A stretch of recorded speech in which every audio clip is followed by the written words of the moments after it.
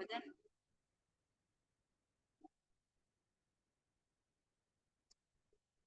प्रणाम जी। घनश्याम तेरी बंसी पागल कर जाती है, मोहन तेरी मुस्कान घायल करती है। सोने की होती तो क्या कर जाती मोहन, सोने को क्या कर जाती मोहन। ये तो बांस की होकर भी, ये तो बांस की होकर भी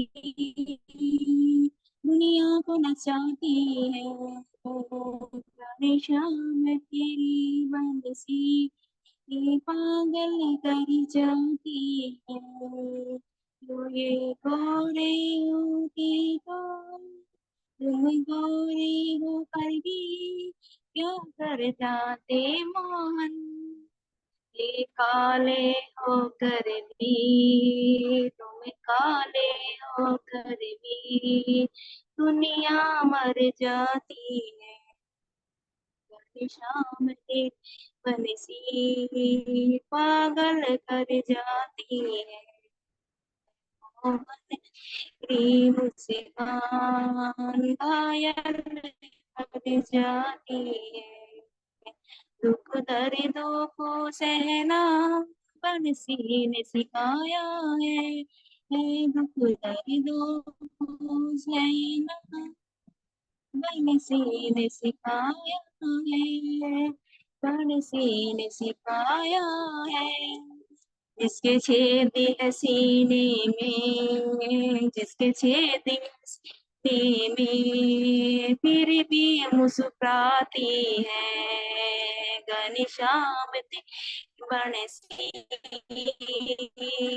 पागल कर जाती है, मोहन तेरी मुस्कान घायल कर जाती है। प्रणाम जी। बोले श्री प्राणनाथ प्यारे की जय। श्री सद्गुरु महाराज जी की, सद्गुरु श्री रामचंद्र जी महाराज की जय।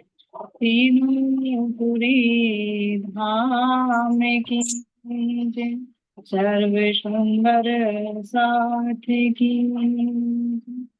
प्राणाधार प्यारे श्री प्रसाद आप सबके मिलते में विराजित प्राण प्रियतम प्राण वल्लभ के नूरी चरणों में प्रसाद जी धाम देने के अपार में से हम अपने सदगुरु श्री रामचंद्र महाराज जी के बीतक श्रवण कर रहे हैं। तो सुंदर साथ जी कहाँ का वर्णन चल रहा है कि रामानंद जी किस प्रकार एक महात्मा जी के बहकावे में आ जाते है ना, जो तांबे को गला गला कर क्या बनाता था, सोना बना। नाम का महात्मा था लेकिन लालच था किसका, सोने। तो रामानंद जी भी उनके चक्कर में फंस गए। वे चोरी चोरी से महाराज जी से छिप छिप के सुनार के उसके पास जाते, सुनार के पास जाते कि भाई हमारा तांबा गला दो, है ना, गलाकर बस हमें दे दो। लेकिन वो कहते थे कि भाई हमारे सामने करो ताकि हम भी सीख ले इस विद्या को, लेकिन भी बताने वाले नहीं होते। तो इस तरह सुंदर साथ जी रामानंद जी उनके बहकावे में आ जाते हैं और कह रहे महाराज जी कि उन्होंने अपनी कंबली भी, चदरिया भी, ये सब कुछ उसको दी और लेकर क्या हुआ, वो रफू चक्कर हो गया। तो ये सुंदर साथ जी महाराज जी यहाँ पर कह रहे हैं कि जैसे ही कुछ रात को लेटे लेकिन सुबह उठकर देखा तो वे महात्मा जी उनका सामान लेकर भी खड़ा। महाराज जी को तो पता था, क्यों, जिसके हृदय में साक्षात राज जी विराजमान, तो उन्हें नहीं पता कि क्या क्या मन में चल रहा है, क्या क्या घटनाएं हो रही है। लेकिन महाराज जी चुप रहे, कुछ नहीं बोले। कि शायद क्यों रहे महाराज जी यहाँ पर चुप, अगर पहले बताते तो शायद रामानंद विश्वास ना कर, ये सोचते पता नहीं महाराज जी ईर्ष्या के वशीभूत होकर या किस कारण से मुझे इस बात से, इससे अलग करना चाह रहे हैं। लेकिन जब खुद पर घटी तो तब रामानंद खुद समझ गए, है ना। तो यहाँ महाराज जी सुंदर साथ जी कह रहे हैं, सोता हुआ छोड़ गए सबको, ढूंढा खोज नहीं पाए। हमने कहा कहो रामानंद, गुरु तो छोड़ गए मझधार। अब महाराज जी ने एक व्यंग कसते हुए कहा कि भाई तुझे तो वे तेरे जो गुरु थे, कोई सा भी सुंदर सा जी, कोई भी तो गुरु ही होते हैं। तो उन्होंने तांबे से लोहा बनाने की शिक्षा दे रहे थे उनको, हमारे के कार्य में। तो कहा भाई तुम्हारे गुरु तो छोड़कर चले गए, 20 मझधार की, है ना, और साथ में तुम्हारा सामान भी लेकर चले गए। तो अब बताओ तुम्हारा गुजारा कैसे होगा?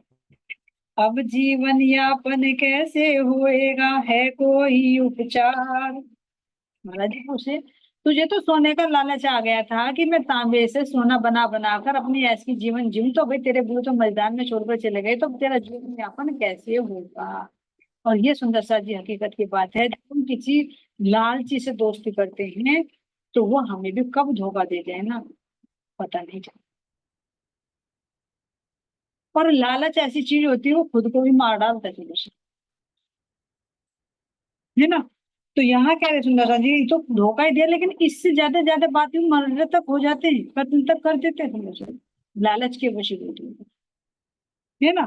अब उन्होंने क्या कहा, जैसे आता ना कि भाई 3 चोर थे, 3 चोरों में क्या थे, दोस्ताना थे, याद आ रहा है पर्सन, है ना। तो वे उन्होंने धन की चोरी की, चोरी करते करते हुए जंगल में चले गए। अब जाकर ऐसे जब चोरी करेंगे, घूमेंगे फिरेंगे रात भर में, तो भूख भी लगेगी, तो उनके दिल में आया कि चलो भाई अब जो कुछ खा लेते हैं यहाँ पर। तो दो दोस्त तो मार्केट में चले जाते हैं, बाजार में, कि चल कुछ करके लाते हैं, और एक को छोड़ जाते हैं, भाई तू पैसे के यहाँ पर है, इसकी देखभाल करते हैं।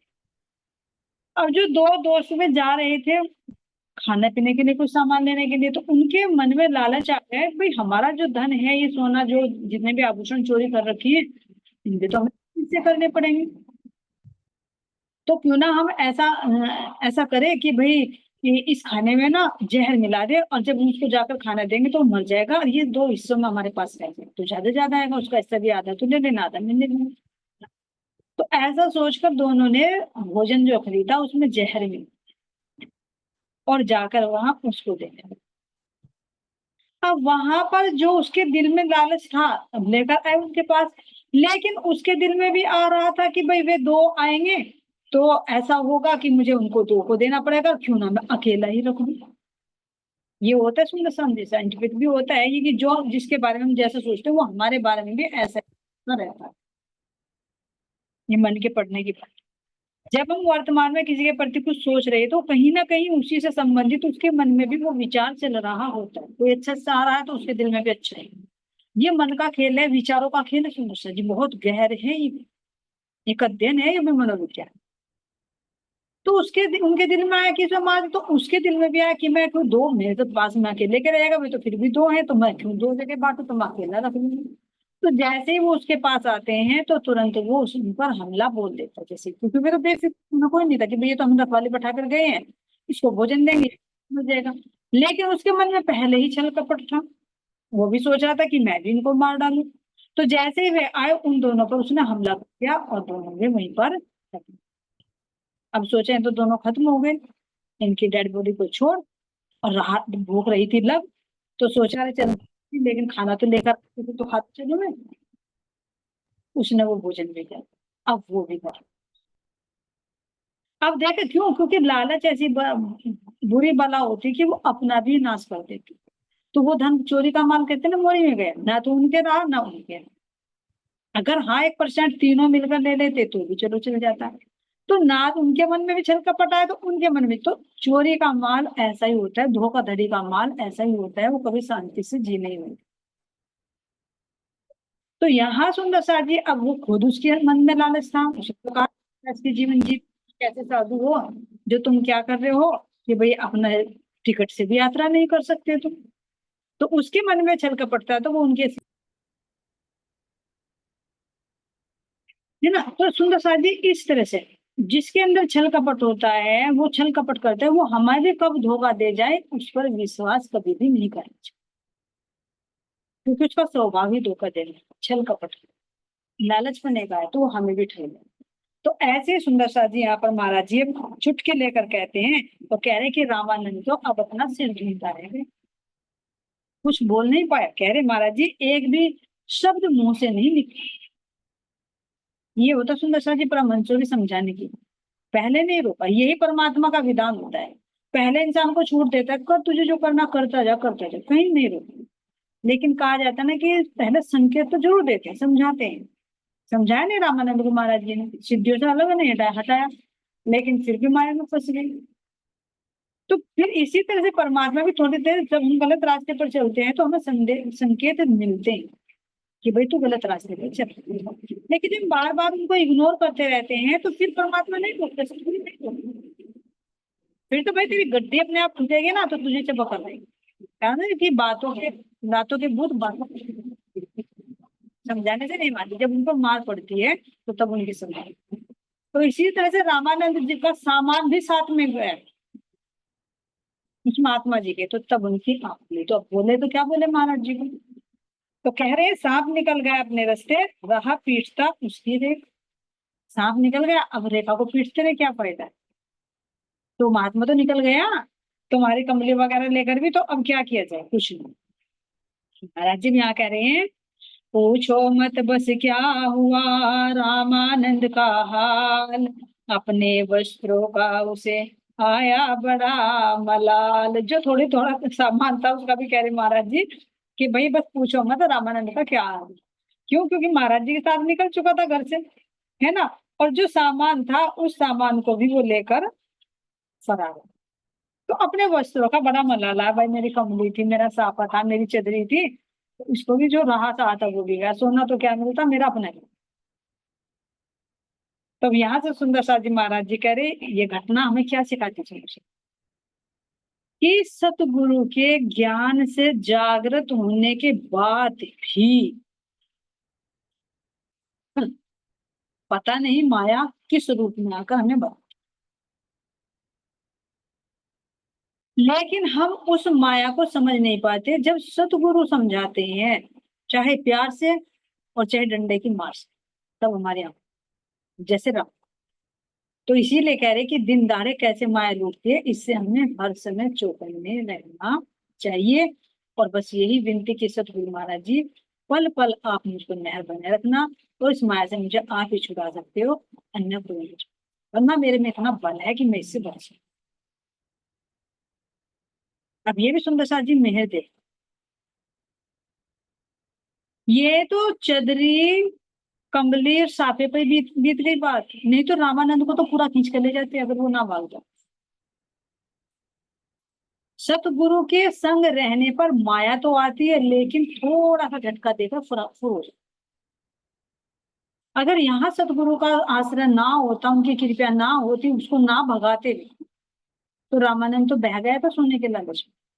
महाराज जी तो खुद कह रहे मुझे तो, मैं तो अलग बैठा रहता था, दोनों की गुफ्तगू होती रहती थी कि कितना तांबा कहाँ से लाना और कैसे गलवाना और कैसे सोना बनाना। तो इसमें भी मेहर देखे सोच। सतगुरु के शरण में जब हम आएंगे, माया का झोंका आएगा, लेकिन थोड़ा सा टच करके निकल जाएगा। और अगर सतगुरु के शरण नहीं है, उनकी कृपा नहीं है, तो ये माया का झोंका हमें बहाकर ले जाएगा 84। ये है सतगुरु के शरण में रहने का फायदा। और यहाँ से कह रहे महाराज जी, अब हम यहाँ से विदा हुए और मिर्जापुर जा पहुंचे, और कुछ दिन वहां पर विश्राम किया और बैजनाथ जी में पहुंचे। और बैजनाथ जी का जो मंदिर है सुंदर सा जी, वहां पर कह रहे कि वहां की तपोभूमि वहां से 4 मील दूर है। वहां से 4 मील दूर, है ना।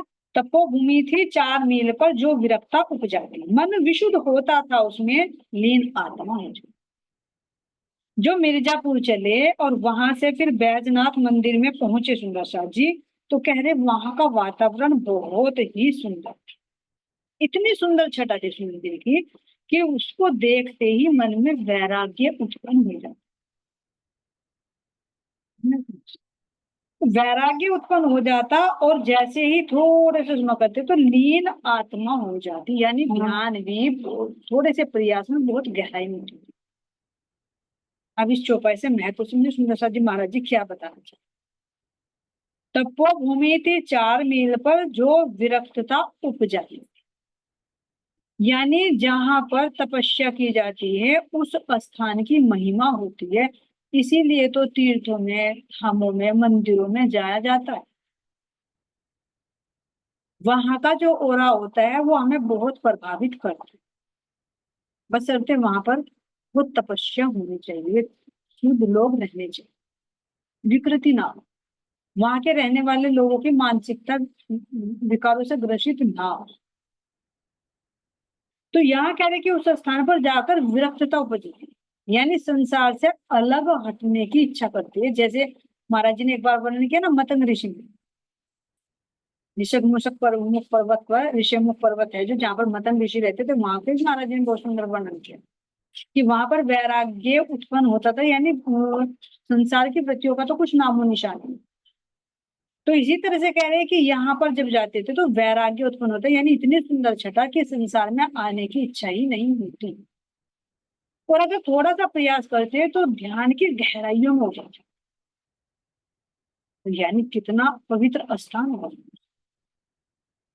तो इसीलिए जगह जगह का अलग अलग महत्व होता है। तुम गृहस्थी में अपने घर में बैठकर ध्यान करो,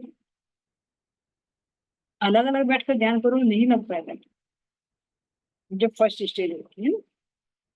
और जब कहीं तुम एक अपने जैसे सतगुरु के आश्रम में जाते हैं या कहीं तपोवन पर जाते हैं, तो वहां का ओरा ऑटोमेटिक हमें रिचार्ज कर देता है।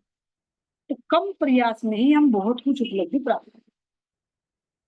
तो ये स्थान का महत्व, इसलिए कहा गया कि एक ही जगह बैठकर, एक ही आसन पर बैठकर जितना ध्यान किया जाए, जितना जाप किया जाए, जितना अपनी वाणी मंथन किया जाए, तो वो ज्यादा फलित होगी, क्योंकि वहां पर वो ओरा मौजूद है।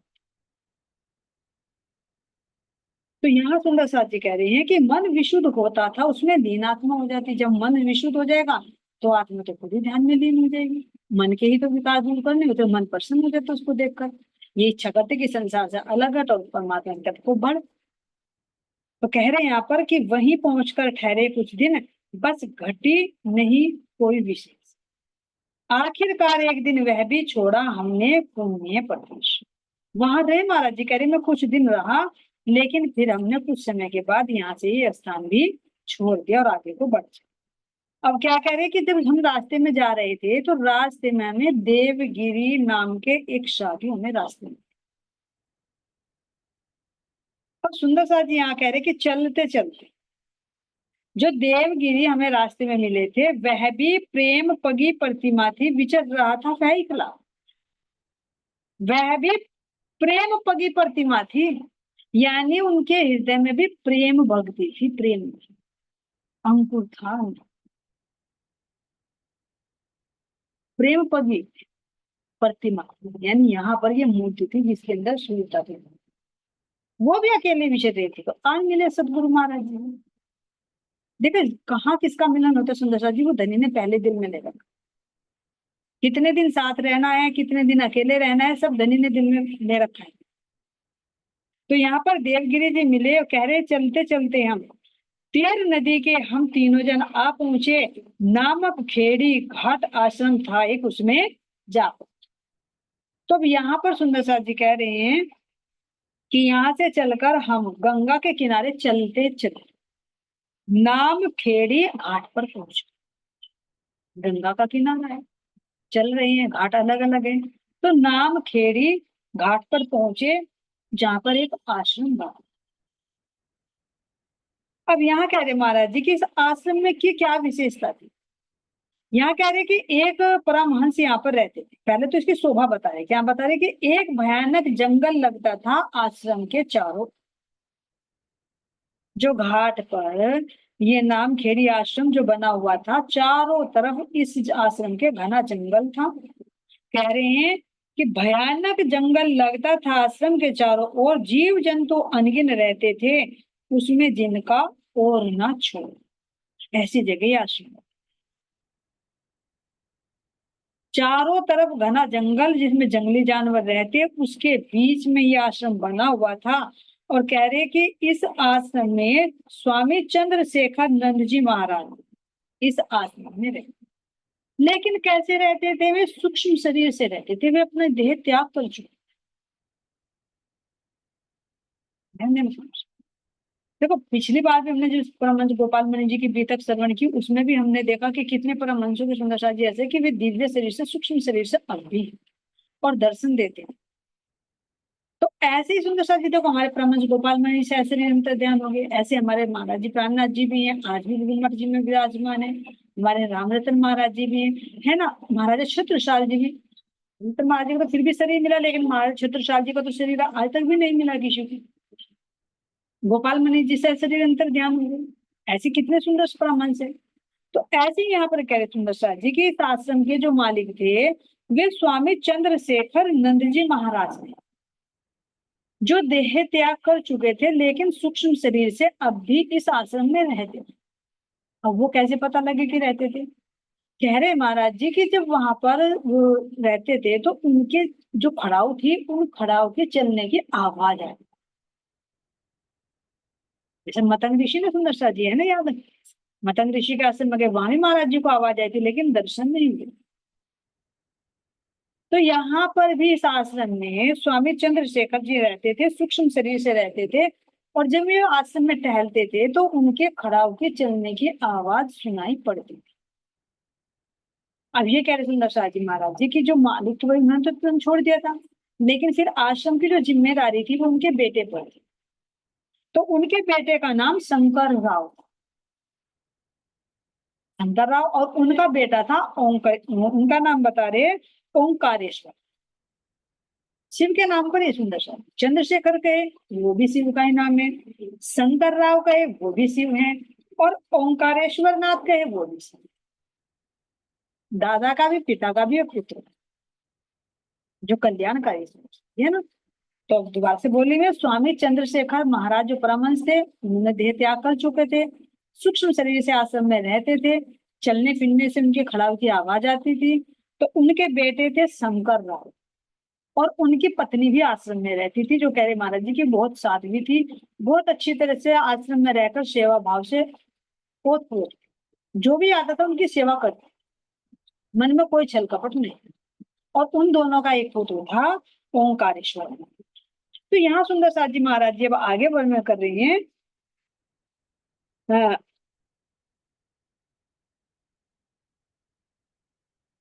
शंकर राव था नाम उनका, उनका लड़का भी था साथ में, था जवान मझला आयु में, नाम था ओंकारेश्वर नाथ। यानी जब युवा अवस्था थी, ज्यादा वृद्धा भी नहीं थी, जो दोनों पति पत्नी थे। तो यहाँ कह रहे हैं कि जो माई थी साथ में, वो पतिव्रता थी, और जब वो सेवा करती थी तो आश्रम में आने वालों की सब भी सेवा करती थी। तो अब महाराज जी और रामानंद जी और देवगिरी, तीन हो गए ना। महाराज जी के साथ में तो रामानंद जी थे, अब देवगिरी के साथ में थे। तो तीनों उस आश्रम में आए, और आकर जब वे रहने लगे तो भाई भोजन तो बनाना ही होता, पेट तो मांगते कहीं भी चले। तो वहां जब महाराज जी और वे रामानंद जी भोजन बनाने लगे तो उन माई ने देखा। तो उन माई ने कहा कि नहीं नहीं, ये बात अच्छी नहीं है, आप भाई साधु महात्मा हो और यहाँ रहकर आप भोजन बनाए, तो यहाँ की भोजन की व्यवस्था मैं करती हूँ, तो आप चिंता ना करें, मैं जब कुछ अपना बनाती हूँ तो मैं आप पर मैं बनाऊंगी और आप मुझे ग्रहण करिए। तो उनके मन में कोई छल कपट नहीं था, सुंदर साथ जी सेवा भाव। अब वे तीनों महात्मा जी महाराज जी थे, और भाई जो देवगिरी और रामानंद थे उन्हें भी राजी हो गए, चलो भाई आश्रम में आ रहे हैं तो बना बनाया भोजन ले लेंगे, कोई बात नहीं। तो उन्होंने भोजन बनाया और बनाकर उनको बड़े प्रेम से खिलाया। एक दो दिन बीते, लेकिन ऐसे जब चलते चलते रहा तो एक दिन उनके जो पति थे शंकर राव, उनके मन में शैतान बैठ गया। वो गलत भाव बोल। तो जैसे वो बाहर से आया, उसने देखा कि मेरी पत्नी तो इन साधुओं की सेवा कर रही है, पारा चढ़ गया साधुआ से, चुपचाप अपने कक्ष में गया और लेट गया। अब उन महात्माओं को जिमा कर उसको तो अपने पति को भी भोजन देना था, तो वो अपने पति के पास गई भोजन लेकर कि आप भोजन कर लीजिए। तो उन्होंने मना कर दिया कि जाओ, मैं भोजन नहीं करूंगा, तुम महात्माओं को भोजन करो, तुम्हारे तो वही है ना, उनकी सेवा करो। अब इतना सुनकर उनकी पत्नी जो थी वो तो पतिव्रता थी, उसने सोचा चलो बात कोई बात नहीं, थोड़ा गुस्सा है शांत हो जाएंगे, वहां से आ जाते उनके कक्ष में। लेकिन थोड़ी देर बाद फिर जाती है मनाने के लिए कि चलो स्वामी जी आप भोजन कर लीजिए, काफी टाइम हो चुका है ना, महात्मा ने सबने कर लिया भोजन, आती रह रही हो। तो तुरंत उल्टे सीधे शब्दों से उसका सत्कार कर गए। आप शब्दों की बौछार करने लगे कि जाओ, तुम्हारा मेरे से कोई मतलब नहीं है, तुम्हें तो साधु महात्मा ही है, तुम्हारा तो उन्हीं से संबंध है, उन्हीं से तुम्हारा काम चलता है, जाओ, मेरे से तुम्हारा कोई मतलब नहीं, मुझे भोजन भोजन कुछ नहीं है। रूठ गए। अब वो जो इनकी पत्नी थी, उन्होंने क्या किया, जो बेटा था ओंकेश्वर, उसको तो भोजन दे दिया लेकिन खुद भोजन नहीं। ये है पतिव्रता की लक्षण, कि जब उन्होंने भोजन नहीं किया तो मैं भी भोजन नहीं करूंगा, क्योंकि सत्य है साथ में सुंदर साथ जी, वास्तव में सांच को आंच है ही। अब जब यहाँ पर उन्होंने देखा कि भाई पतिदेव रूठ रही हैं, तो अब कहीं पर माया आ जाती है, तो अपने आप को शांत करने का क्या तरीका? अपनी भक्ति। भाई जो लौकिक व्यवहार में होता है, इंसान अगर पति पत्नी में झगड़ा हो जाए तो वो क्या करती है? ज्यादा से ज्यादा मायके की तरफ को दौड़ती है, या क्या करेगी? घर बार छोड़कर चले जाएगी, या क्या करेगी? सुसाइड करने की सोचेगी। लेकिन नहीं, जो ज्ञान से युक्त है, पतिव्रता है, भक्ति में डूबी हुई है, वो ऐसा कदम नहीं होता। वो देखती है कि जहां भी जाएगी वहां दुख ही दुख मिलेगा, है ही नहीं कहीं से। केवल सुख है तो केवल एक परमात्मा की चाहिए। तो उन्होंने क्या किया? अपनी झांझर उठाई और बैठकर अपना भजन कर लिया। ये माया से बचने का सरल तरीका सुनिए। कहीं भी विकृति आए, अपने वीडियो सुनने लगे, अपने महाराज जी की वाणी लगा ले, या कुछ भी कर ले, लग जाए। और नहीं और तो अगर हो जाए तो किसी भी सुंदर साथ को पकड़ लो, अपनी वाणी चर्चा शुरू करो। अकेले को तो मन बहुत देर में कंट्रोल कर पाएंगे, लेकिन अगर किसी को हम पकड़ ले उससे, तो मन कितनी जल्दी बदलता है पता नहीं लगता। और नहीं तो इस शैतान को, इस नकारात्मकता को जितने हम अंदर पालेंगे, इतनी और विकृति बढ़ती जाएगी, बढ़ती जाएगी, बढ़ती। आता है सबके अंदर, ये नहीं, जब तक शरीर है, मन है, घर परिवार में रह रहे हैं, लड़ाई झगड़े होने अनिवार्य है। मन सबके साथ में लगा, लेकिन इसको काटने का तरीका भी तो महाराज जी बता रहे हैं। तुरंत किसी पर भी फोन मिलाइए और अपनी वाणी चर्चा शुरू करिए, लेकिन वो नहीं करना, ध्यान रखना, ये नहीं कि अपनी वाणी शुरू कर दी, करेगा मन की बताओ उसे, लेकिन बताना नहीं, वहां अलर्ट रहना कि किसने फोन करा, उसे बताने के लिए किया है, या अपने अपने आप को कन्वर्ट करने के, या उसको भी अपने रंग में रखने के लिए। ये विचार रखे। नहीं तो अधिकतर होता है कि जो हमारे अंदर होता है वही बकने लगता है, लेकिन उससे विष और फैलता है। हम तो उसमें जल ही रहे, दूसरों को भी जला। तो वहां पर अलर्ट हो जाए कि मुझे कुछ ना कुछ वाणी की चर्चा शुरू करनी है, तो मन कितनी जल्दी बदलता है, बहुत जल्दी शांत हो जाते हैं, और शांत होते सब कुछ। हम नहीं तो अपनी वाणी उठाई, महाराज जी से विनती करिए, कुछ महाराज जी से बातें करिए, लेकिन उसमें टाइम ज्यादा लगता है प्रैक्टिकल करके भी। अगर हम खुद स्ट्रगल करना चाहिए, नहीं होता, मन में वही उथल पुथल चलती रहती है, लेकिन किसी सुंदर साथ से चर्चा करने तो तुरंत हो। ऐसे सुंदर साथ जी उन्होंने क्या किया? अपनी झांझर उठाई और भजन भक्ति में शुरू हो गई। अब वो देखा तो उसका तो और पारा चढ़ गया, जैसे कि सांप को दूध पिला दिया जाए। एक तो पहले ही जला भुना था कि भाई ये साधु महात्माओं को पता नहीं क्यों रोटी रोटी खिलाती है ना, इसका तो यही काम हो गया, है ना। देखो सुनो साहब, जी वहम होता है, जब वहम हो जाता है ना मन में, तो पूरे घर का नाश कर देता। और वहम की दवाई कहते हैं ना, कहीं नहीं मिलती। अच्छे से अच्छे कितना भी गहरा रिश्ता हो ना, वो भी टूट जाता है, घर के परिवार टूट जाते हैं। वहम एक ऐसी चीज होती है। तो उनके अंदर वहम आ गया कि भाई आश्रम में रह रही है, महात्माओं को भोजन करा रही है। और अभी तो सुंदर सा जी महाराज जी भी युवावस्था में ही है, रामानंद जी भी, देवगिरी भी है, और फिर उनकी भी अवस्था ऐसी है। तो बाहर की दृष्टि वाले तो गलत ही विचार लेंगे एकदम। तो तुरंत जब उसका सातवें आसमान पर पारा चढ़ गया, देखा ये तो अरे मस्ती में मस्त हो गई, तो और जले पर नमक छिड़कने गया, उठा, चला, और वहीं मार पिटाई शुरू हो गई। बाल पकड़ पकड़ कर खींचना, मारना, पीटना, कभी लातों से, कभी घूसों से, ऐसे मारना, बुरा बुरा हाल कर दिया। वो चीख रही, वो पीट रहा है, वो चीख रही। ये देखो एक निर्दयता, और शब्दों में, अब शब्दों की भी बौछार कर रहे हैं कि बस तू ये कलंकनी है, तू ऐसे ही काम करती है यहाँ रहकर, और पुरुषों से तेरा संबंध है, मेरे से तुझे कोई मतलब नहीं है। बहुत चीखना चिल्लाने कर रहे। अब जब शोर मचता है, वो उधर चीख रही है, वो उधर अब शब्दों की बौछार कर रहा है, तो ये सब सुनकर तो आश्रम वाले सारे इकट्ठे हुए। महाराज जी भी, देवगिरी भी, रामानंद जी भी, और उनका पुत्र पहुंच गए, सारे वे वो जो आश्रम में थे लोग। अब इतना करके जैसे तैसे हुआ, उनका लड़का भी आ गया, ओंकारेश्वर। तो उन्होंने तुरंत उसे कहा कि जाओ मेरे कंबल और मेरे पैसे लेकर आओ, मेरा तुम्हारे से आज से कोई मतलब नहीं है, तुम माँ बेटे कहीं रहो और मुझे छुट्टी दो। क्यों? क्योंकि जब तुम्हारी माँ से मेरा संबंध नहीं, तो तेरे से भी मेरा कोई संबंध नहीं है, मैं जा रहा हूँ। तो उनके बेटे ने बहुत विनम्र भाव से कहा, सुंदर सा जी शिष्टाचार देखिए, आश्रम में रहने से कितना प्रभाव पड़ा। तो उन्होंने कहा, पिताजी धन और पैसा सब कुछ आपका ही है, हम मना नहीं कर रहे, आप देखो, लेकिन अगर आप यहाँ से चले गए ना हमें छोड़कर, तो ये हमारे लिए बहुत बुरा होगा, बहुत बड़ा कलंक लग जाएगा कि भाई अपने पिताजी को हमने आश्रम से निकाला। ये नहीं कहेंगे चले गए, और अगर चले गए तो मेरी माँ को और गलत साबित कर दिया जाएगा कि भाई इसको तो पति ने छोड़ दिया, ये तो गलत है। देखो, एक पति के बिना रहना स्त्री पर बहुत उंगलियां उठती है सुंदर साहब जी। चाहे वो सही भी है, लेकिन समाज फिर भी बहुत उंगलियां उठती है। लेकिन जाके राखो चाहिए, मार सके। सांच को आज नहीं लगती, कुछ दिन के लिए लगता है, लेकिन एक ना एक दिन वो सामने आ ही जाते हैं। तो उन्होंने कहा कि पिताजी आप चले तो जाओ, हम मना नहीं करते, लेकिन ये हमारे लिए बहुत बड़ा कलंक होगा। लेकिन सुंदर साहब जी, जब क्रोध के आवेश में होते हैं ना, तो ज्ञान की बात किसी को सुहाती नहीं। इसीलिए तो कहा ना, जब क्रोध आ रहा है तो बिल्कुल शांत हो जाए। और जब क्रोध शांत हो जाए, तब उसके बाद ये ना